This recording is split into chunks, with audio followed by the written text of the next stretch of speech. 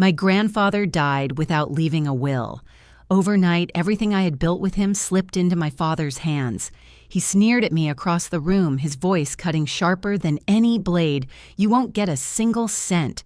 Your brother will be the next heir." I thought that was the end, that the legacy I'd bled for was gone. But then, on a storm-soaked night, a stranger pressed an envelope into my hands and whispered, "It's time to tell them who you really are." Inside that envelope was something I never imagined, something powerful enough to tear my family apart. My name is Avery Whitaker. I'm 30 years old and I've lived in Boston my entire life. It's a city that never lets you forget where you came from. Brick row houses press shoulder to shoulder, the Charles River cutting through with its calm current, the sound of trolley bells still echoing on certain streets. Some people find the city too cold, too blunt. For me, it's always been the backdrop of every memory I carry, both the ones that make me proud and the ones that still sting. I grew up in a family that had money, but we weren't the type who flaunted it with yachts or diamond-studded galas. At least that's how it was when my grandfather was alive. His name was Thomas Whitaker. To most people, he was a decorated veteran and the founder of Whitaker and Daughters, a respected construction and real estate company in Massachusetts. To me, he was simply Grandpa. He was the person who walked me to school when my dad was too busy, the one who sat at the kitchen table, teaching me how to balance numbers in a ledger, long before I even understood what credit and debt really meant. He was tall, always standing with a kind of quiet strength that drew people in. Even when he got older, his voice carried this steady authority, never loud, never sharp, but firm enough that you listened. I remember sitting by his chair while he polished an old brass compass he carried from his days in the service. He'd say, "Avery, honor is your true north. If you lose that, you're lost no matter how much you think you've gained." At the time, I thought it was just one of those sayings old people repeat. Years later, those words came back to me like a lifeline. My father, Charles, was a different story. He had the charm, the suits, the practiced smile that could disarm strangers in an instant. But beneath that was a man I never really trusted. Where my grandfather saw the company as a legacy, my father saw it as leverage, something to grow his influence, expand his circle. Buy himself the right kind of respect. He liked expensive watches, long weekends on Martha's Vineyard, and deals that were whispered over cocktails instead of signed in daylight. He wasn't a father in the true sense. He was more like a shadow looming in the background, reminding me that one day I'd either fall in line with his way or be shoved aside. Then there was Blake, my younger brother. 4 years younger, to be exact. If Charles had a mirror image, it was Blake. Spoiled restless, always chasing the next party or the next person who would feed his ego. He worked at the company in title, only showing up late to meetings, leaving early for networking events that were really just bar nights with friends. I tried for a long time to be patient with him, to remember he was my brother. But there's only so much you can ignore when someone keeps laughing at responsibilities you've carried on your shoulders since you were 25. Because yes, at 25, I was named CEO of Whitaker and Daughters. My grandfather believed in me that much. He called me into his office, a room that always smelled faintly of cedar and pipe tobacco, and said, "It's time, Avery. I trust you to keep this company standing strong." I still remember the pride in his eyes when he slid the nameplate across the desk to me. That night, I barely slept. Not because I was scared, but because I was determined. I threw myself into work, learning everything from the ground up. I spent long nights at construction sites, boots covered in dust, asking questions until the foreman got tired of me. I went over contracts line by line until I knew the language better than half the lawyers we paid. We weren't perfect, but under my leadership, we landed projects other firms couldn't touch. I remember one in particular, a waterfront development in Quincy that nearly fell apart when a competitor undercut us with shady promises. Instead of giving up, I flew out to meet the investors myself. I told them what we could do, why it mattered, and how we'd deliver. It took 3 sleepless nights of revising plans and presentations, but we won them over.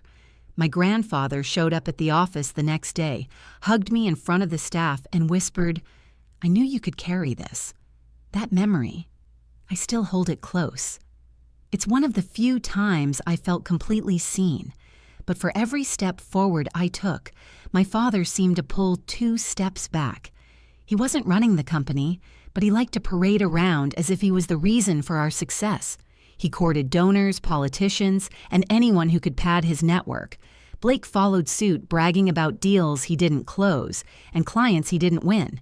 And through it all, I kept grinding, trying to protect what my grandfather built. I thought if I just worked harder, if I just stayed true, eventually my father and Blake would understand. Looking back now, I realize how naive that was. Some people don't want to understand. They only want to take. And in a family like mine, that truth comes at a cost. The week after my grandfather's funeral felt like someone had pulled the ground out from under me. I was still trying to make sense of his absence when my father called a shareholders meeting at Whitaker and Daughters. I remember walking into that glass conference room on the 18th floor, Boston Harbor, visible behind him, the morning fog rolling in so thick it blurred the skyline. The board sat in a neat line, their suits crisp, their expressions unreadable. Charles cleared his throat and smiled that politician's smile. "We're entering a new chapter," he said. "My daughter Avery has done her part, but it's time for change." Then he gestured toward Blake, who smirked like a child about to unwrap a gift. "My son will take on a greater leadership role." I sat there stunned, my palms sweating against the polished wood of the table. I had bled for this company. I had carried it through storms. And here he was, cutting me off with a sentence. "Avery," he said, turning his eyes to me. "You've worked hard, but the company no longer needs you, no longer needs me." The words echoed louder than the muffled horns of ships outside. My mouth went dry. The silence in that room was suffocating. A couple of board members shifted uncomfortably, but no one spoke up. Not one person who had seen me grind day and night stood by me. I gathered my things, my notebook, my pen, and walked out. Not in anger, not in defiance, just hollow. My heels clicked against the marble floor of the lobby, each step sounding like the end of something I wasn't ready to let go of. For days I drifted. My apartment in South End suddenly felt foreign, like a place I didn't belong. I stared at the ceiling, counting the cracks in the plaster, listening to the hum of the old radiator, wondering how everything unraveled so quickly. I sent out resumes, but Boston is a small city in the construction world. Rumors spread fast, and I heard them whispers that I was difficult, that I'd been pushed out for underperforming. Lies planted carefully. One night, my phone buzzed with a message from a friend in the industry. "Avery, I don't know how to say this, but your dad's been calling around. He's making sure nobody hires you." I sat on the edge of my bed, holding the phone, my stomach twisting. It wasn't enough that he'd taken the company. He wanted to erase me. The humiliation only deepened when I agreed to attend a gathering at his house in Beacon Hill. Part of me hoped I could still be civil, that maybe I'd find a sliver of family left. The mansion smelled of aged wine and expensive candles. Chandeliers cast warm light over polished silver trays. Blake stood in the center, surrounded by guests bragging about a new marketing strategy. I knew it was work his team had done without him, but no one cared. They clapped, toasted, raised their glasses. Then Blake spotted me. "Avery!" he called out loudly, drawing everyone's attention. "I heard you're working construction sites now. Fitting, isn't it?" Laughter rippled through the room. Heat rushed to my face. I wanted to shout, to remind them who had saved the company from collapse, but my throat locked. Charles stepped in, patting Blake's shoulder like a proud coach. "Don't mind her," he said loudly enough for everyone to hear. "Your brother is the future of this family. Everything, the company, this house, even the yacht will be yours one day." That was the knife. Not just the words, but the way he said them so casually, as if I was invisible. I set down my glass of water and left without saying goodbye. Outside, the February air cut sharp against my cheeks, and for the first time, I felt like I no longer belonged anywhere. The days blurred. I picked up odd jobs to survive, driving deliveries, waiting tables, even scrubbing drywall dust off unfinished condos. Each time I passed a rising building, I thought of my grandfather, of the pride he carried when we looked at a completed project together. It hurt like a physical wound. Then the shadows started. A man standing across the street from my apartment, his face hidden beneath a baseball cap. A black car idling near the construction site where I delivered materials. I told myself I was imagining it, but deep down, I knew. My father wanted me quiet, maybe even gone. And then came the night that changed everything. Rain hammered the pavement, slicking the streets, making the neon signs blur into smudges of color. I ducked into a small coffee shop on the outskirts of town, exhausted from another delivery shift. The place smelled of burnt beans and damp coats, almost empty, except for a couple whispering at the counter. That's when he walked in. Tall silver hair peeking out from under a battered cap coat, frayed at the seams. His eyes were sharp cold like they'd seen too much. He scanned the room, then walked straight to my table. Avery Whitaker. His voice was low, gravelly. I gripped my cup tighter, nodding. "I'm Caleb Rourke," he said, sliding into the seat across from me. "I knew your grandfather." The name didn't ring a bell, but something in his tone froze me. He reached into his coat and pulled out a brown envelope sealed with red wax. He placed it on the table, pressing his hand over it for a moment, before letting go. "Your grandfather gave this to me before he died. He told me to deliver it to you personally. He didn't trust his lawyer. He didn't trust your father." My breath caught. "What's in it?" "Open it when you're alone," he said, his eyes flicking toward the door. "And be careful. There are people who don't want you to see what's inside." Then he stood, tugging his cap lower. "One more thing," he added quietly. "It's time to tell them who you really are." Before I could ask anything, he left, disappearing into the rain. I sat there staring at the envelope. It felt heavier than paper should. My grandfather's handwriting marked the front, and I swear for a second I could almost hear his voice again. My hands trembled as I tucked it into my coat. Whatever was inside, it was the first glimmer of hope I'd had in months. And maybe, just maybe, the start of a war I wasn't sure I was ready to fight. I didn't open the envelope right away. I carried it back to my apartment, the rain soaking through my coat, the city lights smearing across the windshield as if Boston itself was holding its breath. When I finally locked the door behind me, I sat at my kitchen table, the radiator clanking in the corner, and laid the envelope down in front of me. My fingers shook as I broke the red wax seal. Inside were 3 items: a folded document, a handwritten letter, and a small USB drive. I unfolded the document first. My heart thudded as I read the header, "Last Will and Testament of Thomas Whitaker." It was meticulous, typed and notarized, bearing his signature. According to it, every share of Whitaker and Daughters along with his estate was left to me. Not my father, not Blake me. I read the lines twice, then 3 times, tears blurring the words. He hadn't lied. He had meant what he told me all those years, the company, the legacy it was mine to protect. Next, I opened the letter. His handwriting was a little shaky, but unmistakable. "Avery, if you are reading this, it means things did not go as I hoped. I trust you, but I do not trust those around me. Hold on to what I taught you. Do not let them take what is yours. I have always been proud of you." I pressed the paper against my chest, my breath breaking. For the first time since his death, I felt like he was still with me, guiding me. Finally, I plugged the USB into my laptop. There was one audio file. I hit play, and my grandfather's voice filled the room, frail but steady. "Avery, I don't trust Martin Cole, and I fear your father will do whatever it takes to take Whitaker and Daughters. If something happens, find Caleb. He will know what to do." When the recording ended, I just sat there staring at the screen.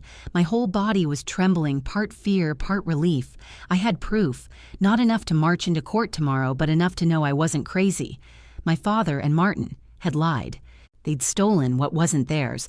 But how was I supposed to fight them? They had money connections power. I had an envelope. The next morning, I made an appointment with Sophie Ellison, a lawyer who specialized in estate cases. Her office was downtown, a narrow building with glass walls overlooking Tremont Street. She greeted me with a firm handshake, sharp eyes behind silver-rimmed glasses. "Show me what you've got," she said. I laid everything out, the copy of the will, the letter, the USB. I told her everything about Caleb, about the missing will, about my father's threats. Sophie listened quietly, taking notes.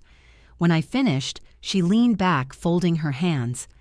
"Avery, this is significant," she said, "but it's not enough. A copy of a will is valuable, but the court needs the original. The letter and the recording support your story, but they're circumstantial.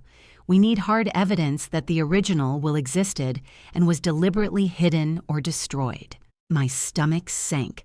So what do I do? We investigate. People talk. Paper trails exist. Find someone who worked with Martin Cole who might have seen the original. I'll handle the legal side. You need to be careful.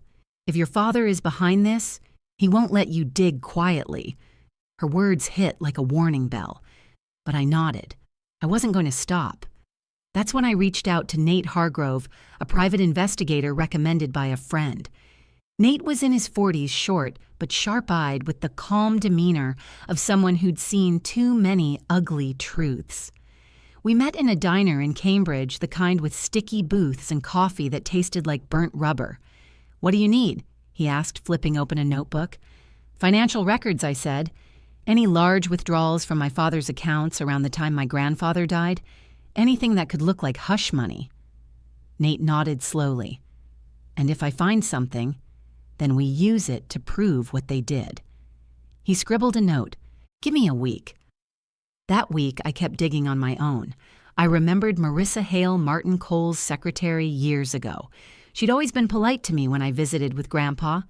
I reached out, and after a few ignored texts, she finally agreed to meet at a small cafe near Quincy Market. When she walked in, she looked nervous, glancing over her shoulder as if someone might be following her. "Avery," she said quietly, sitting down. "I don't know if I should be here.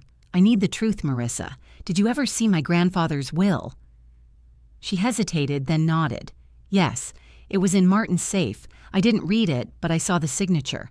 After your grandfather passed, it disappeared. When I asked about it, Martin told me it wasn't my business. I felt my pulse spike. And my father. Did you see him there?" She swallowed. "He came by a few times before it went missing." They whispered in Martin's office. He looked tense. I reached across the table, squeezing her hand. "Thank you." Her eyes darted to the door. "Be careful, Avery. They don't want this coming out." I left with my heart racing. Proof was out there, I could feel it. But danger was close too. That night, I noticed the same black car parked outside my apartment. Its engine idled for an hour before it finally drove off. My skin crawled. A few days later, I found an envelope slid under my door. Inside was a single note scrawled in thick black ink, "Be smart. Leave Boston." I sat on the floor staring at it, fear mixing with rage. They wanted me gone. But if they thought threats would scare me, they didn't know me at all. And then just as I was convincing myself I could handle this alone, my phone buzzed with a text from an unknown number. "Meet me. 10 p.m., Rusty Nail Bar. It's about Charles Whitaker." I read it twice, my heart pounding. Rusty Nail was a dive on the edge of town, the kind of place where nobody asked questions. It could be a trap. But what if it wasn't? What if it was the missing piece I needed? I stared at the glowing screen in the dark, knowing one thing: whatever waited for me at that bar could change everything or end it. Rusty Nail was the kind of bar you avoided unless you had no choice.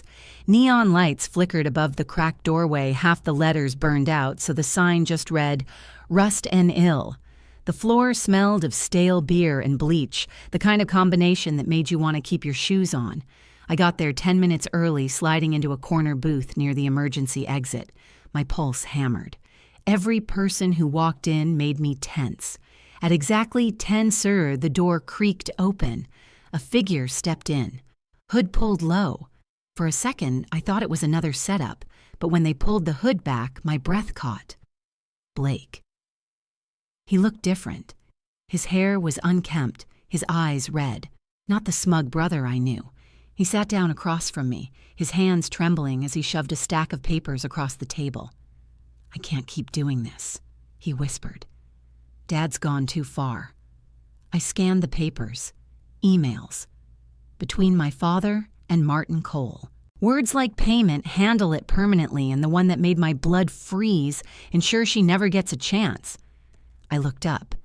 You stole these, I copied them off. Dad's computer, Blake admitted. I thought I wanted the money, the company. But not like this. He's planning to ruin you completely. Maybe worse. I don't want you dead, Avery. I studied his face, waiting for the smirk, the sarcasm, the betrayal. But what I saw was fear, real fear. Why now? I asked, my voice low. Because I was wrong, Blake said, his voice cracking. I don't want to be him. I don't want his blood on my hands. I slid the papers back toward me, folding them into my bag. My throat felt tight. I didn't know if I could trust him, but I knew I couldn't ignore what he'd given me. Then help me, I said. He nodded, eyes darting to the door. But be careful. Dad already knows you're digging. He won't stop. We left separately. As I drove home, the papers burning like fire in my bag, I realized the fight was about to reach the only place that mattered, a courtroom. The probate court in Boston wasn't glamorous. No marble statues or grand staircases, just dark wood paneling, tall windows that let in slants of cold light, and the smell of old paper baked into the walls. But to me, it felt like an arena. My father sat on the other side of the aisle, sharp in his tailored suit, his face a mask of control. Beside him, Martin Cole adjusted his glasses, the picture of calm, though his fingers clenched tightly in his lap. I sat with Sophie, my lawyer, every nerve in my body on edge. She touched my arm. Remember, we only need to show enough to reopen the case. Let the evidence speak. When the judge entered the room, stood. She was a middle-aged woman with a steady gaze that didn't waver.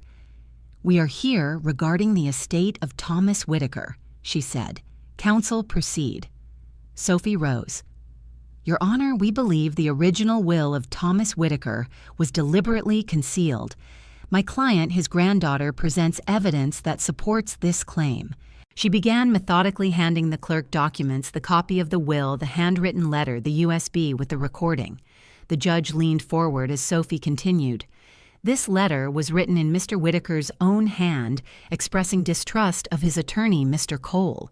The recording you will hear echoes that distrust and names his son, Charles Whitaker, as someone who might attempt to seize the company. Martin stood, his voice smooth. Your Honor, with respect, these are sentimental items, copies without legal validity. We should not tarnish reputations over fabrications. Sophie's voice sharpened. Then how do you explain this?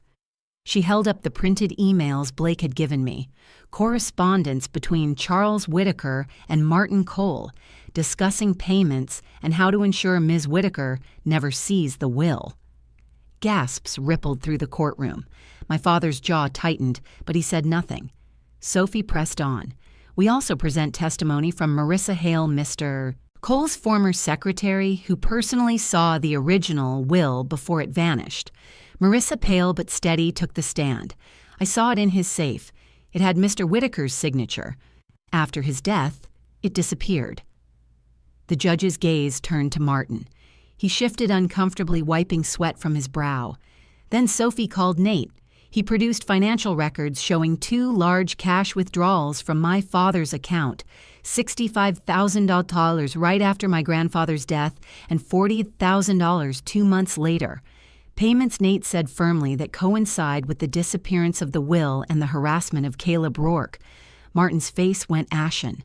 My father gripped the arms of his chair, his knuckles white. Finally, Sophie looked toward the door. Your Honor, we request one more witness. The doors opened. Caleb walked in, older and wearier than the last time I'd seen him, but his posture straight, his gaze unwavering. In his hand, he held the brass compass my grandfather used to polish. He took the oath, then spoke in a voice rough but steady. Thomas Whitaker was my comrade. He gave me this compass in the war. Before he died, he entrusted me with a copy of his will. He said he feared his lawyer would betray him, that his son would destroy what he built. He told me to deliver it to Avery. The courtroom went silent. The judge's eyes flicked to the compass, its face glinting in the afternoon light. Why the compass, she asked. Caleb lifted it. because he always said honor is your true north. He wanted Avery to find her way. Sophie pressed play on the USB. My grandfather's voice filled the courtroom, frail but resolute. I don't trust Martin Cole. I fear my son will take everything. Avery must be the one to carry this legacy. The sound of his voice broke something in me. Tears filled my eyes, but I kept them fixed on my father. For the first time, I saw his confidence crack. He lowered his gaze, his lips pressed tight. The judge leaned back, her voice firm. Based on the evidence presented, this court finds sufficient grounds to suspect fraud and concealment. We order a criminal investigation into Charles Whitaker and Martin Cole. The probate case will be reopened once that investigation is complete. Her gavel struck. The sound echoed like thunder in my chest. Sophie touched my arm again. "We did it," she whispered. But as I watched my father stand, his face pale, his eyes burning into me, I knew this wasn't the end. It was only the beginning of the reckoning. That night, back in my apartment, I set the compass on my table. Its needle pointed north, steady and unwavering. For the first time in months, I felt something I hadn't dared to feel: hope. But hope doesn't erase danger. My father had power, and men like him didn't go down quietly. The fight was far from over, and deep down, I knew he would come for me again. The weeks after the court's decision felt like a storm refusing to settle. News outlets in Boston lit up with headlines, "Inheritance Scandal at Whitaker and Daughters." For years, my father had been painted as a man of influence, a figure who mingled with senators and bankers. Now his face was plastered on front pages, under words like fraud and deception. I tried not to read every article, but they were everywhere on newsstands, in the hands of subway riders flashing across TV screens, in every cafe I stepped into. Neighbors looked at me differently, some offering nods of support, others whispering as I walked past. That was the price of dragging family secrets into the light. The criminal trial came first. My father sat at the defense table, looking smaller somehow, his tailored suit hanging looser on him than before. Martin Cole sat beside him, dabbing sweat from his forehead even before the judge entered. The prosecutors laid out the case financial records of suspicious withdrawals testimony from Marissa, the emails Blake had provided, and Caleb's account of being hunted for holding the will. Piece by piece, the facade my father built crumbled. Blake took the stand. My brother, who had once mocked me in front of a crowd, now spoke with a voice that shook, but carried the truth. He admitted to hearing conversations between Dad and Martin, admitted to stealing the emails because he feared things would go too far. He didn't look at me when he testified, maybe too ashamed. But in that moment, I didn't feel anger, only a quiet ache for the years we had wasted as siblings. When the verdict came, the gavel hit with a sound that felt like the closing of a heavy door. Martin was sentenced to 5 years in prison for his role in concealing the will and obstructing justice. My father received 3 years with the possibility of parole if he cooperated. For a man who once commanded rooms with his presence, seeing him led away in handcuffs was surreal. Part of me wanted to feel vindicated. Another part only felt tired. Afterward, the probate case reopened. With the copy of the will, the supporting evidence, and the criminal conviction of those who tampered with it, the judge recognized my grandfather's true intentions. The company, the estate, the legacy, all of it was restored to me. But victory didn't feel like fireworks. It felt like standing on a battlefield after the smoke cleared, staring at ruins. Whitaker and Daughters had suffered. Contracts were broken. Partners walked away. Employees resigned under the cloud of scandal. Walking into the headquarters on Tremont Street for the first time as chairwoman, I felt the weight of silence in the hallways. Desks stood empty, files stacked in corners, the hum of computers echoing in rooms once filled with laughter and late-night collaboration. I gathered the remaining staff in the main conference room. Their faces were wary, a mix of loyalty and exhaustion. I didn't give them a speech about profits or market share. Instead, I told them what my grandfather had told me, that buildings were not just concrete and steel, but legacies of fairness and responsibility. that we weren't going to rebuild the company on secrecy and manipulation, but on trust. Some looked doubtful, but others nodded slowly, as if remembering what the Whitaker name once meant. I started small. We restructured management cutting ties with contractors who had thrived under my father's favoritism. I hired independent auditors, invited back employees who had left under pressure, and set up a fund in my grandfather's name dedicated to worker safety on construction sites. It wasn't glamorous and it didn't make headlines, but it was real. And then there was Blake. The court spared him because of his cooperation. When the dust settled, he came to me one evening at the office. He looked younger, stripped of the arrogance he used to wear like armor. "I don't deserve a place here," he admitted. I studied him for a long time before answering. Maybe not. But Grandpa believed in giving people chances to change. If you want to prove you're different, start at the bottom. No titles, no shortcuts. You'll earn your way like everyone else. He nodded, eyes down, and whispered, "Thank you." For once, I believed he meant it. One evening after weeks of endless work, I walked through the main lobby. The building was still scarred, cracked paint, half-lit bulbs, but it felt alive again. At the far wall, my grandfather's portrait hung his steady eyes, watching over us. I paused beneath it, holding the brass compass Caleb had returned to me. Its face glinted under the dim lights, its needle unwavering. I thought about everything we had lost and everything we still had left to fight for. The next morning, I had a glass case installed in the lobby. Inside, I placed the compass mounted on a small plaque engraved with 2 words, "True North." It wasn't for me. It was for everyone who walked through those doors, a reminder that legacy isn't built on greed or lies, but on something far harder to hold honor. Sometimes when I stand beneath that case and watch employees pass by, I catch myself wondering about my father. Does he regret what he did?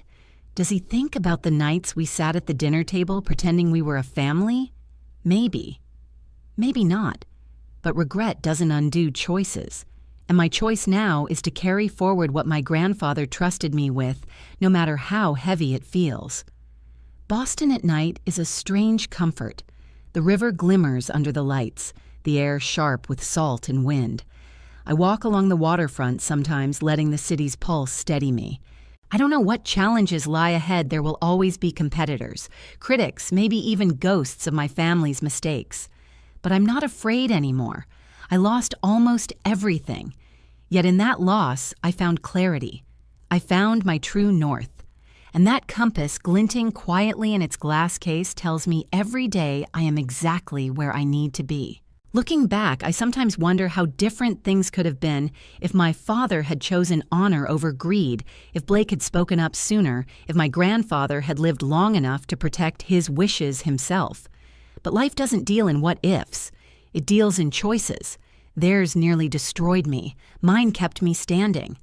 I walk through the halls of Whitaker and Daughters, now hearing the steady rhythm of work, returning voices, echoing against walls that once felt hollow. And every time I pass that glass case in the lobby, the compass reminds me that legacy isn't about money or power. It's about the direction you choose when no one is watching. I can't erase the betrayals. I can't undo the nights I lay awake wondering if I'd lost everything.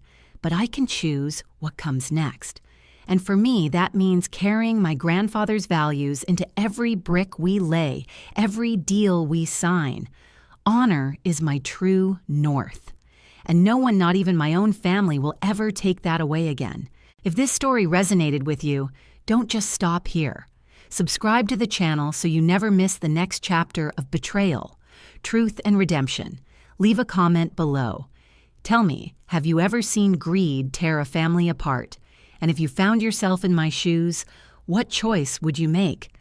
Your voice matters, and every story reminds us honor is worth more than money.